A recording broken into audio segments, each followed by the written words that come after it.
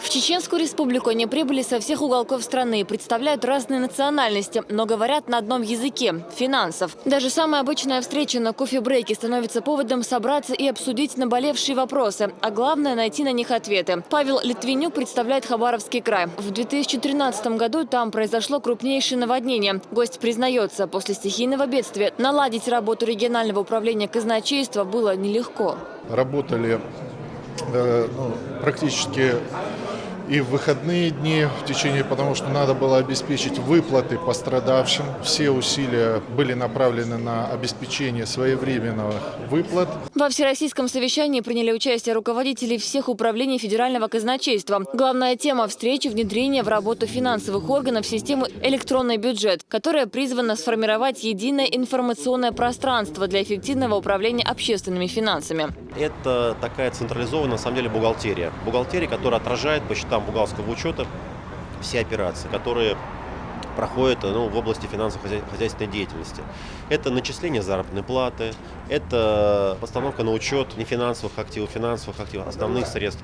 Это формирование дебиторской, кредиторской задолженности. Система «Электронный бюджет» будет предоставляться регионам России и муниципальным образованиям в виде бесплатного сервиса. Как предполагают авторы информационной системы, электронный бюджет позволит более эффективно управлять финансами и сократить время обработки документов. Также система позволит сделать деятельность каждого учреждения максимально прозрачной. Вся информация будет доступна любому пользователю. Мы рассчитываем на то, что электронный бюджет – это некая такая, в том числе будет витрина, которая в очень доступной, простой, легкой форме позволит лицам, принимающим решения, менеджерам, управленцам всех наших казенных, бюджетных учреждений совершать соответствующие операции. К сожалению, бывает такое ощущение, что уплатили налоги, и чиновники неизвестно, куда деньги тратят, куда тратят народные деньги. Так вот, на этот вопрос должна ответить система электронного бюджета. В систему электронного бюджета входит 10 подсистем. Пока система работает в тестовом режиме, так как у пользователей могут возникнуть вопросы. К слову, министр финансов Чечни уже отметил ряд недочетов.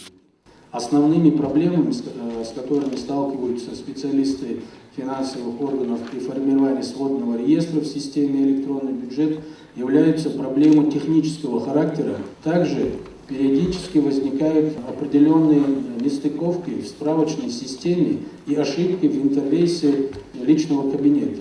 Не обошлось сегодня и без награждений. За безупречную работу руководителю управления казначейства по Чеченской республике Сулейману Алимханову объявлена благодарность министра финансов России. Еще несколько отличившихся сотрудников управления были награждены грамотами и дипломами от Федерального управления ведомства. Седа Сапарова, Адам Чекуев и Дани Хавхаров. Новости.